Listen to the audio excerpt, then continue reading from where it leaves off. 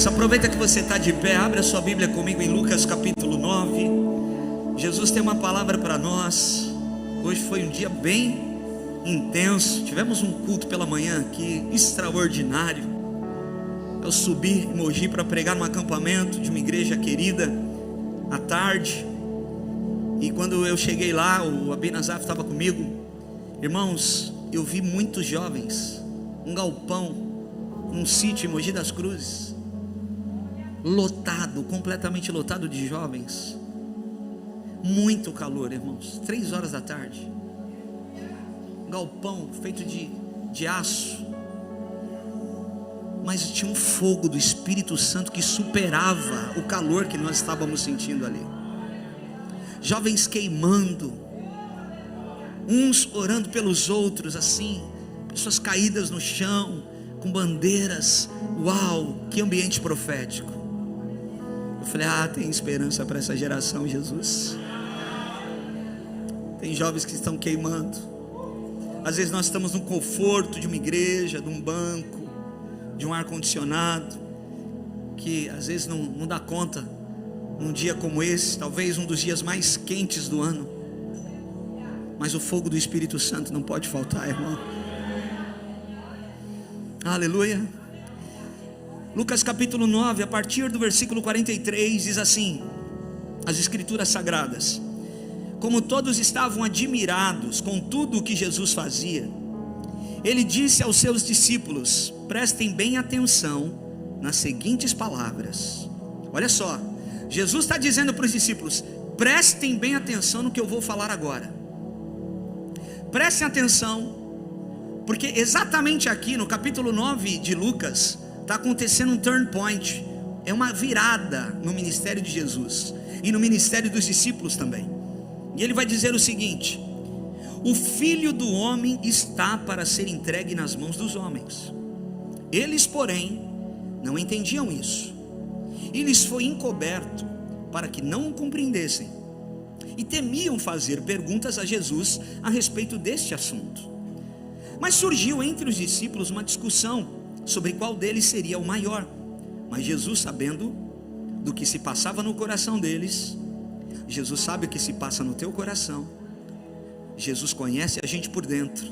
Ele pega uma criança, ele coloca junto de si, e ele diz: quem recebe esta criança em meu nome, é a mim que recebe.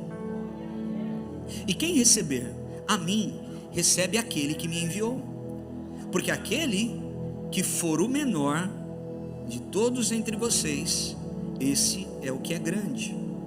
João tomou a palavra e disse: mestre, vimos certo homem que expulsava demônios em seu nome, mas nós o proibimos de fazer isso, porque não anda com a gente, porque não segue conosco. Mas Jesus então respondeu: não proíbam, pois quem não é contra nós é ao nosso favor. Fala para alguém do teu lado: quem não é contra você é por você, porque você está em Deus, irmão. Aleluia.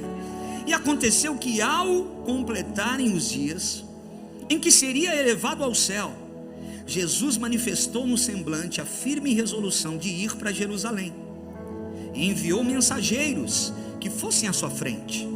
Indo eles, entraram numa aldeia de samaritanos para lhe preparar pousada, mas não o receberam, porque o aspecto dele era de quem decisivamente ia para Jerusalém.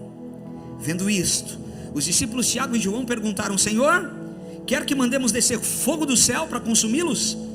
Jesus então respondeu, mas Jesus voltando-se os repreendeu, e seguiram para outra aldeia. Amém. Você pode sentar em nome de Jesus. Irmãos, nós estamos falando, e você tem escutado muito nessa casa, que nós estamos numa jornada de fé. Então dia após dia nós precisamos fazer as nossas entregas, dia após dia nós precisamos fazer as nossas renúncias, dia após dia nós precisamos colocar o nosso coração alinhado com a palavra, e voltar para a rota original do voo. Dia após dia nós precisamos sondar o nosso coração. Nós precisamos nos colocar diante de Deus. Essa é a jornada de fé de um cristão, de um homem e de uma mulher de Deus. O detalhe é que nessa jornada nós precisamos entender que nós estamos numa missão de urgência. O que está acontecendo aqui é que Jesus fez muitas coisas, muitos sinais, muitos prodígios, mas agora cumprem-se os dias, e agora ele está na reta final da missão dele. Jesus, ele tinha uma clara consciência da missão, e eu quero dizer para você, sem medo de errar, todos que estão aqui nesse auditório, e muita gente que está nos assistindo ao vivo pelo YouTube, você tem uma missão. Jesus só te encontrou por causa dessa missão. Eu e você temos uma missão, não tenha dúvida disso. Não importa se você está fluindo no reino de Deus, não importa se você está no melhor momento, não se trata disso. Se trata que eu e você fomos carimbados, você tem uma missão. Então, partindo dessa verdade, que todos nós temos uma missão, quem concorda com isso, diga glória a Deus. Eu e você temos uma missão para Jesus, pelo reino. Então, a primeira coisa que nós devemos saber é que essa missão é uma missão urgente. Eu preciso ter consciência dessa missão, porque essa missão é uma missão urgente. E se é uma missão urgente, existem momentos que eu não posso perder tempo. Se essa é uma missão urgente, existe um momento que eu olho para a reta final e eu digo: opa, chega de brincadeira, chega de perder tempo, chega de me distrair, chegou a hora. É exatamente o que Jesus está dizendo para os discípulos: preste atenção no que eu vou falar. A partir de agora, eu estou indo para Jerusalém, não tem mais volta. Jesus muda o semblante, irmãos. Jesus está tão decidido, tão inteiro no chamado, tão inteiro em completar a missão, que ele muda o semblante. Por 2 vezes em Lucas 9, nós vamos ver que as pessoas olhavam para Jesus e diziam: ele está com uma intrépida resolução de quem quer ir para Jerusalém. Não dá para parar, é cara de leão. Ele está com uma intrépida resolução que quer ir para Jerusalém. Então esse versículo, ele marca a mudança decisiva no ministério de Jesus. Qual a mudança? É um ponto de virada no Evangelho, que é citado no Evangelho de Lucas, porque Jesus está consciente de que o tempo de sua morte e de sua ascensão se aproxima. É a reta final. Na reta final a gente precisa focar. Na reta final nós precisamos prestar muita atenção. Sabe, irmãos, eu sempre dou esse exemplo e cabe aqui. Pessoas que participam de maratona, meia maratona, pessoas que participam de corridas, quando a gente olha a corrida na virada do ano, a São Silvestre, que acontece em São Paulo, no início da corrida, existem os fantasiados. Está todo mundo lá. O Batman está lá, o Homem de Ferro está lá, o Super-Homem está lá. Está todo mundo lá tirando foto, tirando selfie, todo mundo feliz. Os fantasiados estão lá, e a corrida começa, e está aquele bolo. E os que são profissionais e preparados estão no meio dos fantasiados. Mas vai chegando uma hora da corrida que nem todo mundo mais aparece no ângulo da câmera, porque é a reta final. Quando vem a subida da Brigadeiro ali, cadê os fantasiados?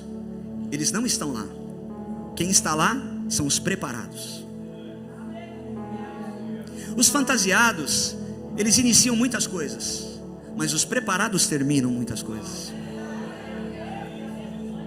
O Super-Homem não cruza a linha de chegada, o Batman não cruza a linha de chegada, o cara lá vestido de noiva não cruza a linha de chegada. Mas os preparados, os jamaicanos, os nigerianos, eles vão começar num determinado momento. Quando eles veem o horário, eles olham para o relógio, eles sabem a distância que falta, e eles sabem o tempo que falta ao Pedro Júnior. O que eles fazem? Aí eles apertam o passo. As passadas são mais largas. A energia que eles estavam guardando até esse momento, agora é liberada. É assim que a igreja precisa andar. Eu quero dizer para você que nós estamos na reta final, meu irmão. E você não pode se distrair com coisas que estão aí se aproximando de você. Você não pode ficar desatento, distraído diante do chamado e de uma missão que precisa ser cumprida. Pastor, mas eu não sei a minha missão. Mateus 28, a grande comissão já é uma missão. Prega o evangelho a toda criatura, batizando em nome do Pai, do Filho e do Espírito Santo. Essa é a missão central da igreja de Cristo. Então, se você não sabe qual é a tua missão individual, você já sabe a tua missão no corpo de Cristo: evangelizar, trazer pessoas para Jesus, falar do amor de Cristo, não convencer ninguém, porque quem convence é o Espírito Santo. Não entra nessa área, só fale, só libere uma palavra, diga um testemunho, fale de algo que Deus fez na sua vida, e isso vai edificar a vida de alguém. O que Jesus está fazendo aqui? Demonstrando firmeza e determinação para cumprir a vontade do Pai. É por isso que quem está focado na missão tem senso de urgência. Quem está focado na missão não perde tempo, não se distrai. É como nós estamos falando aqui em alguns cultos sobre constância e intensidade. Querido, o que é mundanismo? É tudo aquilo que esfria a nossa afeição por Jesus. Agora, quem está comprometido com Jesus, elimina o mundanismo da sua vida. Porque quando nós estamos comprometidos com Jesus, a gente não perde tempo com algumas coisas periféricas, porque a gente está apertando o passo, porque a gente sabe que está chegando no final. Tem reserva de azeite aqui, o combustível do crente para correr até o fim da corrida. Quem está comigo, diga glória a Deus. Só que Jesus está falando isso, está preparando os discípulos, mas nós vamos ver aqui que no versículo 46, a preocupação deles é quem é o maior entre nós. Ele quer ir para Jerusalém. Jerusalém representa crucificação, Jerusalém representa a dor, Jerusalém representa o fim, mas o começo. Então os discípulos não querem que Jesus vá para Jerusalém. Senhor, vão te prender, vão te machucar, vão matar o Senhor. Mas na fisionomia de Jesus está estampado a intrépida resolução de quem quer cumprir a missão. E ninguém vai parar Jesus. Eles querem saber quem é o maior. E a gente começa a aprender, irmãos. A maturidade vai chegando. Você vai conquistando algumas coisas que você fala: ah, eu queria tanto isso. E aí quando aquilo chega na tua mão, você fala: na verdade eu nem queria tanto. Era um trauma de infância. Eu conheci uma querida amiga que virou minha cliente, e ela dizia que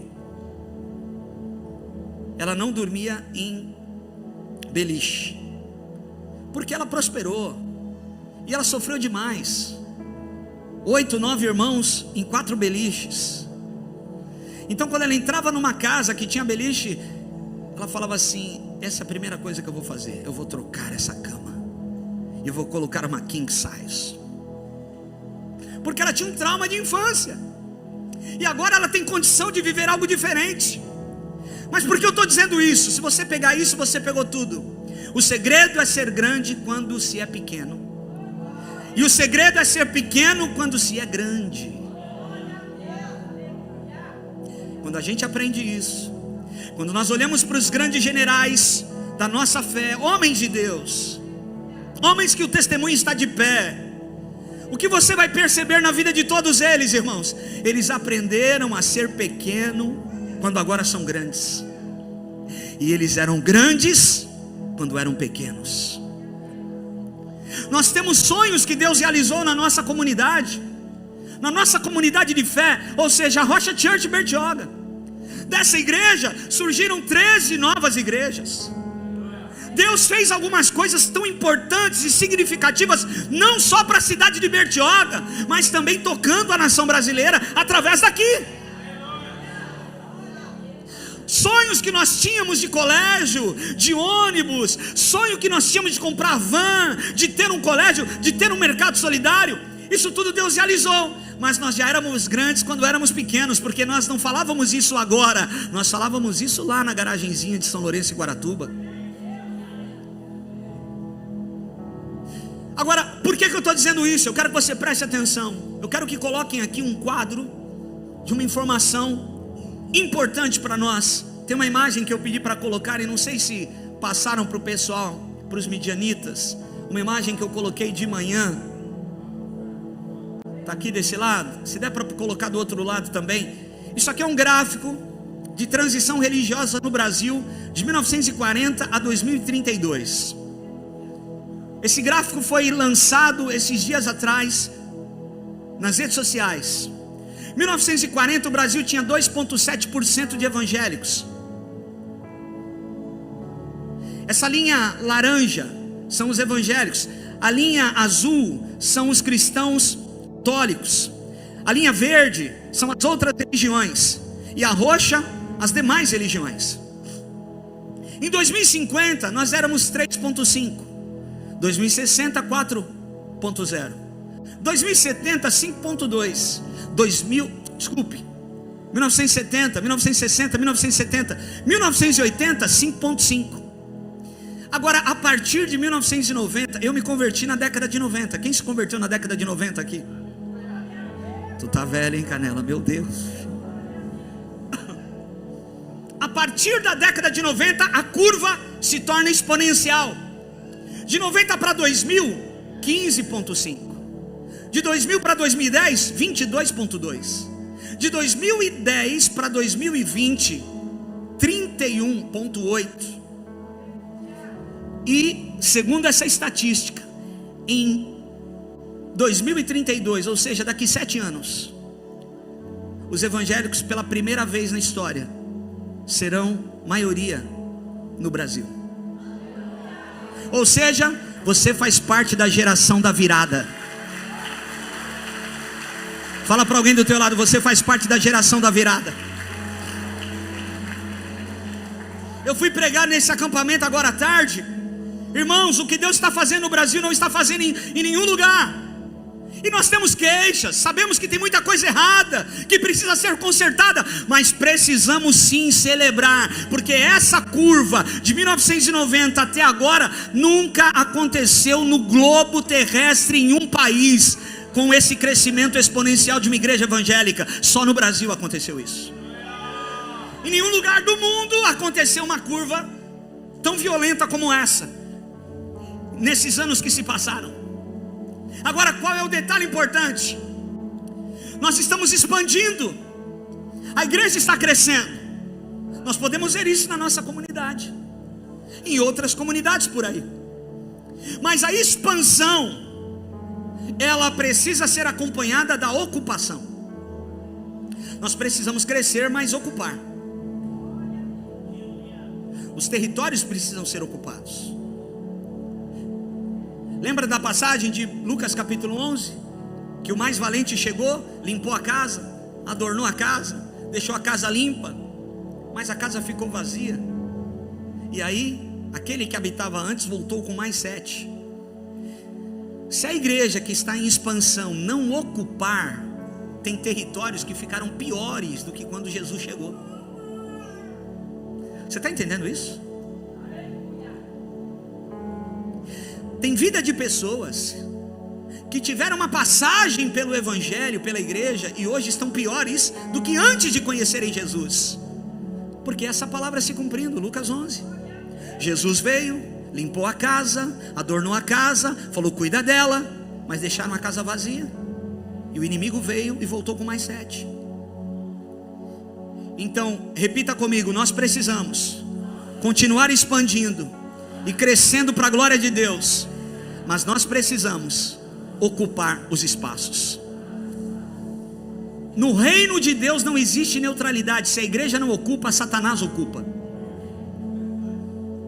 É por isso que a Bíblia vai dizer o seguinte: quem comigo não ajunta, já espalhou. Ou seja, o ato de espalhar não aconteceu.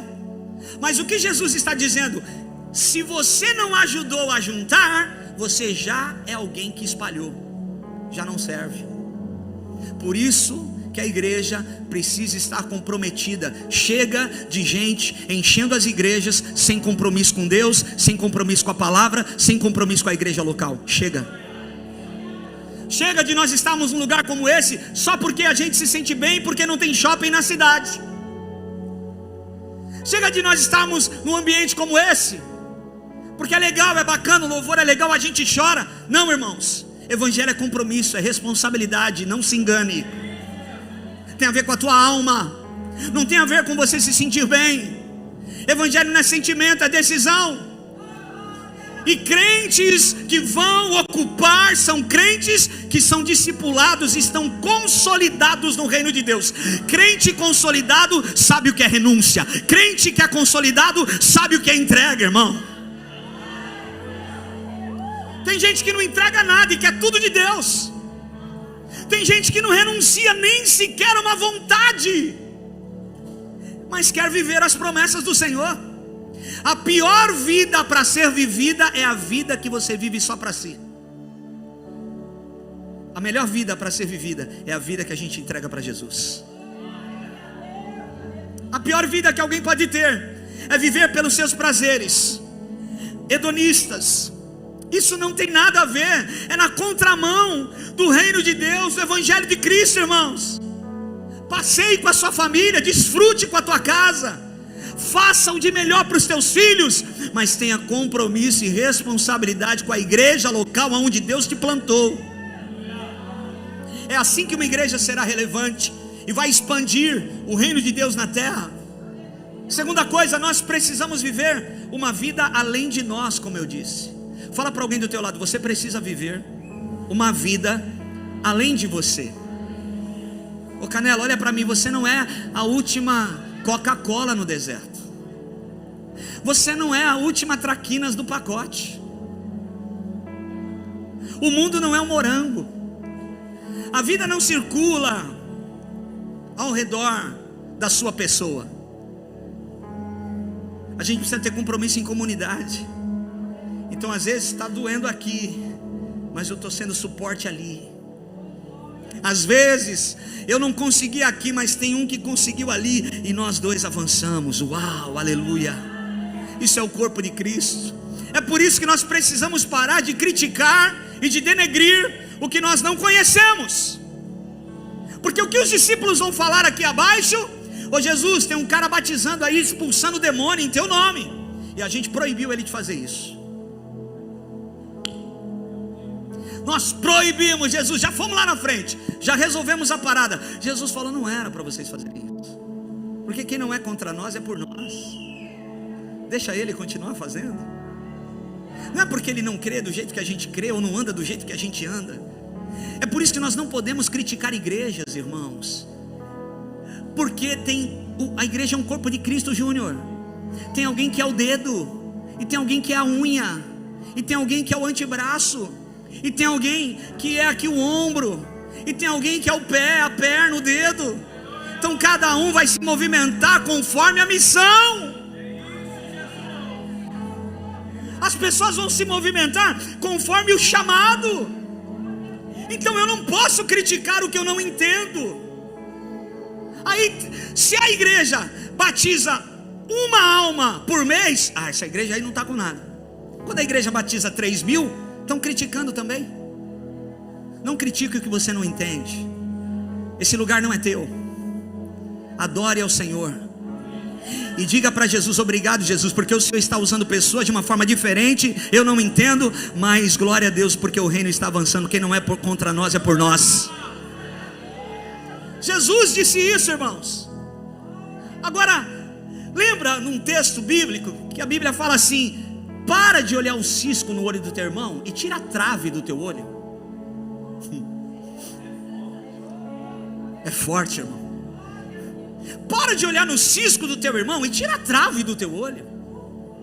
O que é isso? É saber que o meu erro é maior do que o erro do meu irmão. Quando um cristão é intolerante consigo e tolerante com os outros, Esse é o nosso lugar. Agora tem pessoas que são tolerantes com ela, mas intolerantes com os outros. E a Bíblia está dizendo: olha para a sua trave. Para de olhar para a trave dos outros. Para de olhar para o cisco dos outros. Por que você faz isso? Por que você repara no cisco do teu irmão? Essa é a pergunta. A pergunta do Espírito Santo no texto é: por que você repara no olho do teu irmão, no cisco do teu irmão, e não tira a trave dos teus olhos? Eu e você não poderemos ajudar ninguém enquanto nós não tirarmos a viga dos nossos olhos. O ministério de ninguém flui enquanto essa pessoa não enxerga os seus próprios erros e fica enxergando o erro de todo mundo. Os haters, os caras que são bons de internet, mas são ruins no presencial. Os caras que são machos e eloquentes nas redes sociais, mas no olho tremem, não conseguem nem falar, gaguejam. Eu e você não vamos conseguir fazer o bem se nós não tirarmos a trave do nosso olho. Nós não vamos conseguir decidir corretamente se nós não tirarmos a trave do nosso olho. Mateus 6:22, pega esse texto para você, eu pego para mim. São os olhos a lâmpada do corpo. Se os teus olhos forem bons, todo o teu corpo será luminoso. Se porém os teus olhos forem maus, todo o teu corpo estará em trevas. Portanto, caso a luz que há em ti sejam trevas, que grandes trevas serão. Repita comigo: a visão domina tudo. A visão domina a vida. Quando você olha para trás, quando você fica olhando para o teu passado, você impede o progresso na sua vida. Quando você olha para as dificuldades, somente para as dificuldades, você fica deprimido e afunda, como Pedro andando sobre as águas. Quando ele olha para a dificuldade, ele começa a afundar. Mas quando você olha para Cristo, você é salvo. Quando você olha para o céu, você glorifica ao Senhor. Então fala para quem está do seu lado: olha para Cristo, irmão.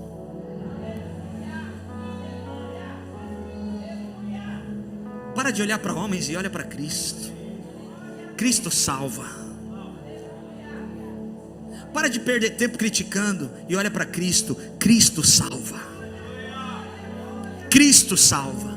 Olha para Cristo. Cristo salva. Estevão, em Atos capítulo 7, ele está cheio do Espírito Santo, ele está sendo apedrejado, ele está no momento de dificuldade, mas ele fita os olhos no céu, e ele vê a glória de Deus, e ele vê Jesus Cristo, que está sentado à direita de Deus. Quem é você? De que lado você está? Você está do lado daqueles que, quando você passa por um momento difícil, você deixa de acreditar, você não vê Jesus? Quando você passa um momento de dificuldade, você não consegue enxergar Jesus no meio da dificuldade? Ou você é aqueles que, como Estevão, que está passando um problemão, e é aí que você enxerga Jesus, é aí que você se apega em Jesus, é aí você que levanta a bandeira branca dizendo: eu me rendo, Jesus, trata comigo, Jesus, me ensina nesse processo, Jesus. Quem é você? Você consegue enxergar Jesus nos momentos de dificuldade da sua vida? Porque tem gente que espana, irmão. Existem pessoas que não conseguem enxergar Jesus quando as coisas não estão bem, só conseguem enxergar Jesus quando as coisas estão caminhando. Isso não é evangelho, irmão. Te contaram errado. Evangelho é enxergar Jesus na perda, enxergar Jesus no momento de dificuldade, no momento de luto, no momento de tristeza, de abatimento. É se apegar em Jesus. Quando a gente olha para uma igreja como essa, eu enxergo pessoas aqui que nós conhecemos há anos e anos, que estão com a gente desde o início de muitas coisas, e outros que chegaram depois, que hoje estão de pé, estão vivendo coisas maiores. Sabe por quê? No momento de luto, no momento de tristeza, no momento de abatimento, aí se agarraram em Cristo Jesus, conseguiram enxergar Jesus no meio da dificuldade, como Estevão viu. Esses permanecem de pé. Agora existe uma cegueira espiritual. Efésios capítulo 4, versículo 18 diz: obscurecidos no entendimento, alheios à vida de Deus, por causa da ignorância em que vivem, pela dureza do seu coração. Tem gente que passa por processos e ao invés de ficar mais mole do que miojo, endurece e fica orgulhoso. Não olha para o lado, olha para mim. Não é estranho, irmãos? Tem gente que passa por processos e quer achar um culpado. O culpado é pastor, o culpado é o líder, o culpado é a esposa, o culpado é o marido, o culpado é Deus. Nunca é ele, nunca é ela. Endurece o coração. E aí Deus não pode tratar, não pode levar para lugar nenhum. Porque o único lugar que Deus agarra a gente, irmãos, é pelo coração. Se Ele tem o teu coração, Ele te levanta. Se Ele tem o teu coração, Ele te sustenta. Se Ele tem o teu coração, Ele te põe de pé. Não importa a queda que você teve, mas se Ele não consegue segurar no teu coração, porque o teu coração está orgulhoso, é derrota. 1 João capítulo 2, versículo 11: aquele porém que odeia o seu irmão está nas trevas, e anda nas trevas, e não sabe por onde vai, porque as trevas lhe cegaram os olhos. Agora, quando alguém primeiro reconhece a grandeza das suas falhas, essa pessoa está pronta para ajudar alguém a tirar o cisco do olho dele. Quando alguém, e nós estamos nesse ano, Isaías capítulo 6, entregando a nossa fraqueza para sermos tocados por algo maior. Nós estamos nesse ano, irmãos, de olharmos para nós, não para os outros, olharmos para o nosso interior, para o nosso coração, para a nossa mente poluída, e falar: Senhor, eu não quero ser um hipócrita, essa é a minha fraqueza, é a grandeza da minha fraqueza, então Deus pode me tocar para algo maior. A palavra hipócrita vem de hipócrites, que significa ator, artista, dissimulador, impostor, alguém que é intérprete. Quem é ator, irmão, quem é dissimulador, quem é impostor, não permanece muito tempo, engana muitas pessoas por pouco tempo, não muitas pessoas por muito tempo. Guarda isso. Alguém que é impostor não consegue ficar pregando 30 anos, que a capa cai. Alguém que é ator, que é artista, o super-homem, o Batman, o Homem de Ferro da corrida, eles não chegam até o fim. Quem chega é o que está preparado, é o canela fina, é o nigeriano, que corre e foi lá para ganhar. Ah, meu Deus do céu, será que tem alguém pegando essa palavra? Então fala para alguém do teu lado: chega dessa vida. Chega dessa vida de novela mexicana. Chega dessa vida, irmão.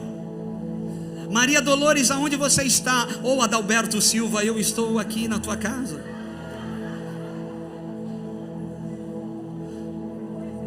Chega dessa vida de dissimulação.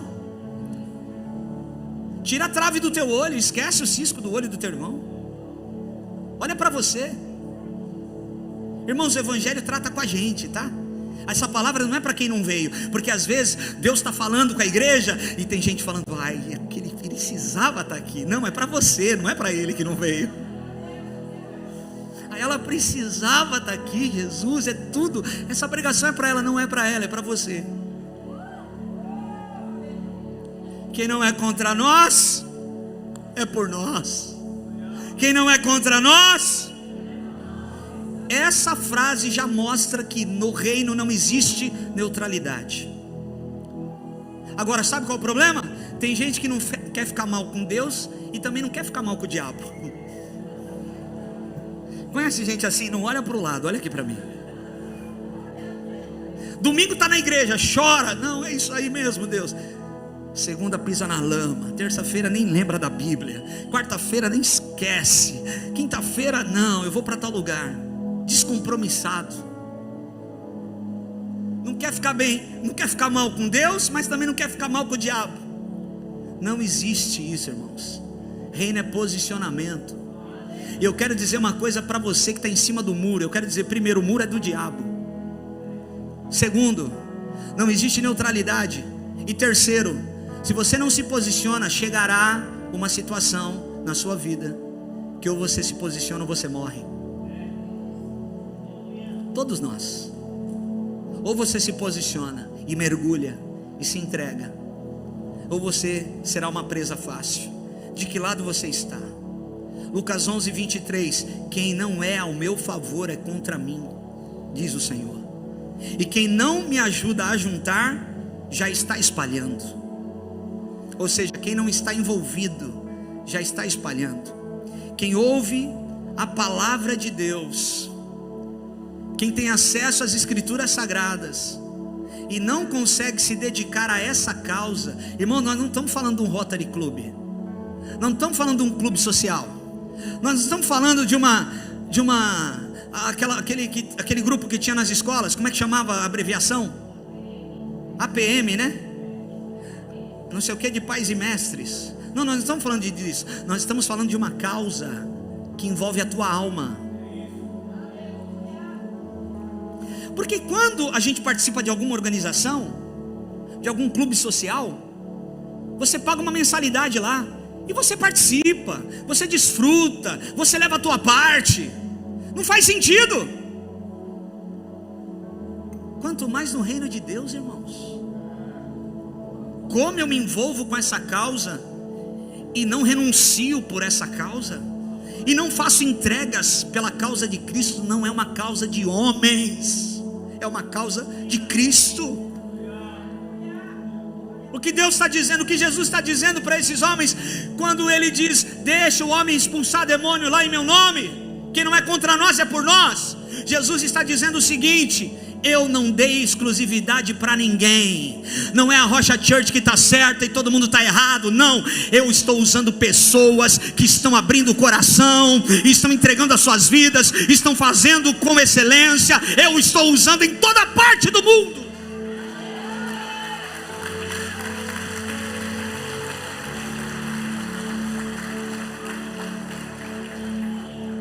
É por isso que eu não posso criticar irmãos que estão fazendo diferente, mas é em nome de Cristo. Tem coisas que eu não entendo, Senhor, mas eu não vou entrar nesse debate. Eu quero olhar para Ti e continuar cumprindo a minha missão. É para isso que eu fui chamado, para olhar para Ti. Olhe para Cristo. Atos 10, 28. A quem se dirigiu dizendo: vós bem sabeis que é proibido a um judeu ajuntar-se ao mesmo, ou mesmo aproximar-se de alguém de outra raça. Mas Deus, lembra, Deus está falando aqui com Pedro. Mas Deus me demonstrou que a nenhum homem considere comum ou imundo. Pedro não pregava para gentil. Pedro não acreditava que o evangelho era para os gentios também. Ele acreditava que era exclusivamente para os judeus. Ele tem uma briga com Paulo por causa disso. Por isso que Paulo é conhecido como apóstolo dos gentios, porque Paulo não tinha problema de pregar para os gentios, que eram de outra raça, não eram judeus puros. E aí Deus manda Cornélio. Pedro vai lá, está lá em Jope, sobe para a casa de Cornélio. Tem um link lá preparado para as pessoas com o coração aberto ouvirem a palavra e serem salvas e serem batizadas. Então Deus ensina a Pedro: não torne imundo o que eu purifiquei. Quem está comigo diga aleluia.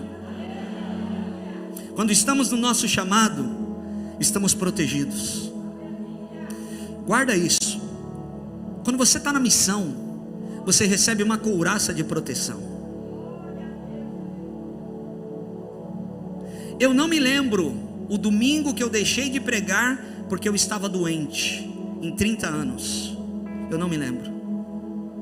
Eu já fiquei doente, mas eu nunca deixei de pregar. Eu deixei de pregar porque fiz operação, mas não porque eu fiquei doente. É como uma couraça de proteção, irmãos. Na missão, você tem uma couraça de proteção. Na missão, Deus está guardando a tua casa, a tua família, porque Deus é Pai, Deus é o general da guerra que nós estamos. Ele jamais te deixaria sozinho, sem a retaguarda da tua família, quando você está numa missão. Nenhum exército faz isso, quanto mais o exército de Cristo. Está na missão, sua casa está protegida, irmãos. Tem anjos acampados ao redor dos teus filhos. Está na missão. Deus está guardando os seus negócios, tudo que leva o seu nome e o seu sobrenome. Levanta a tua mão, deixa eu liberar uma palavra sobre a tua vida. Entre na missão, flua na missão. Saiba que a missão é urgente, porque na missão a tua casa estará protegida, e o teu peitoral será um peitoral de proteção do Senhor. As espadas virão, as setas virão, mas elas vão bater no peitoral e vão cair no chão, não terão efeito sobre ti.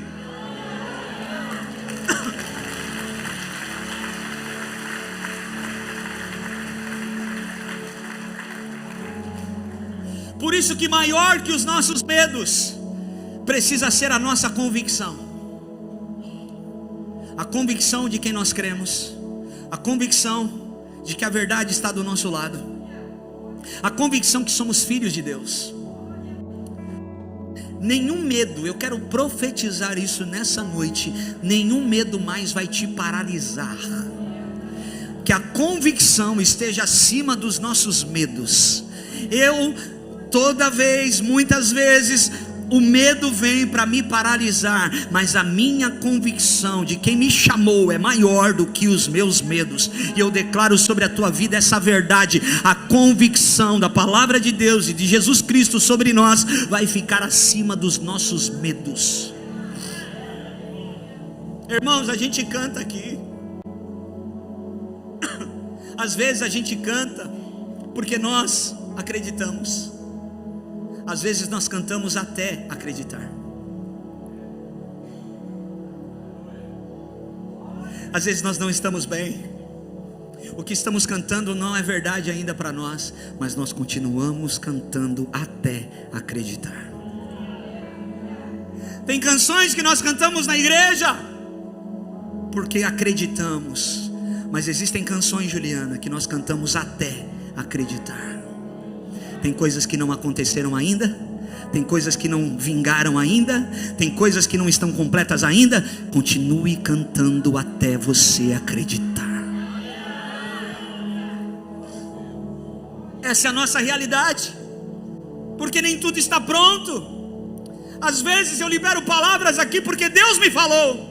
Às vezes eu libero palavras porque eu estou chamando a existência.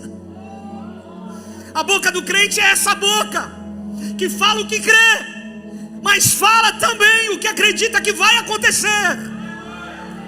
Que fala o que já está estabelecido, mas fala também o que acredita que Deus pode fazer. Que fala dos marcos antigos, mas também fala do futuro que pode aparecer na nossa frente, meu Deus do céu. Ei, essa boca é a tua boca, tem que ser a nossa boca. Irmãos, eu tenho certeza, nós não seríamos capazes de ter um colégio com tanta excelência que quando nós temos aqui, eu choro, eu oro, eu passo aqui as crianças entrando no colégio, eu falo: Jesus, que sonho maravilhoso. Nós não seríamos capazes. Deus organizou tudo, porque nós declaramos o que não víamos, mas chamamos a existência. Eu quero declarar sobre a tua vida: tem coisas, meu irmão, que você vai viver. Não é porque você é capaz, não é porque você fez tudo certinho, é porque você dependeu do Senhor e trouxe à existência pela fé aquilo que ainda não existia.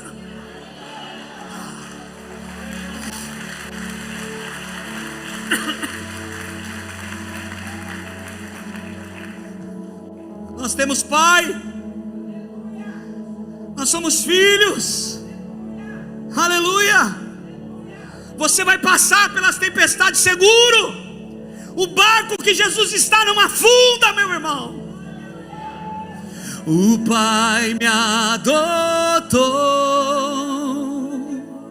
teu amor me encontrou.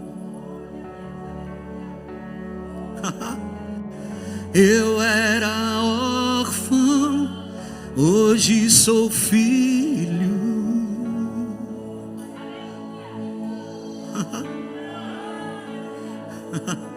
O Pai me adotou, teu amor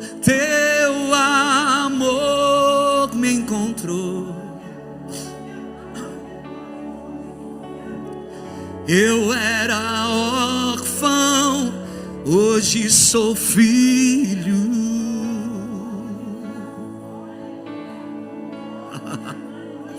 Espírito Santo, traz a convicção da paternidade. Eu dizia agora à tarde para alguns jovens que viram os pais se separando. Deus começou a trazer à tona ali o que estava no coração de muitos deles. Jovens que viram a defraudação dentro de casa, que viveram coisas terríveis. E eu comecei a declarar que a paternidade de Deus tomou conta. Querido, deixa eu dizer uma coisa para você. Hoje eu conheço a minha mãe biológica. Meu pai e minha mãe que me adotaram não estão mais na terra, estão com o Senhor, porque eu fui instrumento de Deus para que eles conhecessem o Senhor. Eu fazia declarações aqui que eu ia batizar a minha mãe biológica. Quem lembra disso? E nós batizamos ela aqui. Ela está assistindo a gente, ela não perde um culto. Eu falo com a minha mãe todo dia. Mas eu quero deixar algo claro para você. Quando a paternidade terrena falha, Deus tem o compromisso de assumir aquela paternidade. É por isso que Salmo 68:5 diz que Ele é pai dos órfãos e juiz das viúvas. Porque quando alguém falha na terra, mas tem alguém que entregou o coração para Ele, Ele tem o compromisso de assumir a paternidade. Eu sou teu pai, e não te falta nada. Você não está solto, você não é um coitadinho. Você é um filho de Deus, herdeiro das promessas do Senhor. Você não é um herdeiro de Elon Musk, você não é o herdeiro de Jeff Bezos. Você é herdeiro do Criador dos céus e da terra.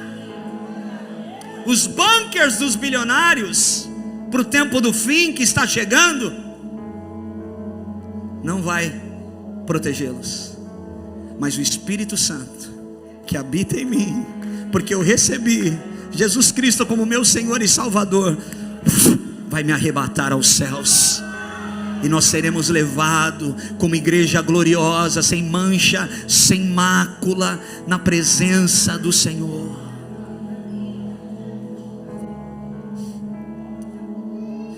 Jesus, Ele vai passar por algumas cidades. Eu estou terminando, o louvor pode subir. E a Bíblia vai dizer algo interessante, irmãos.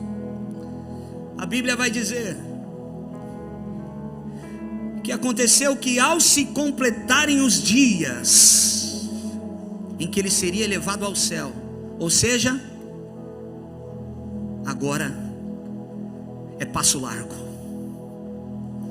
É a hora que o corredor viu o tempo, viu a distância e precisa definir a parada.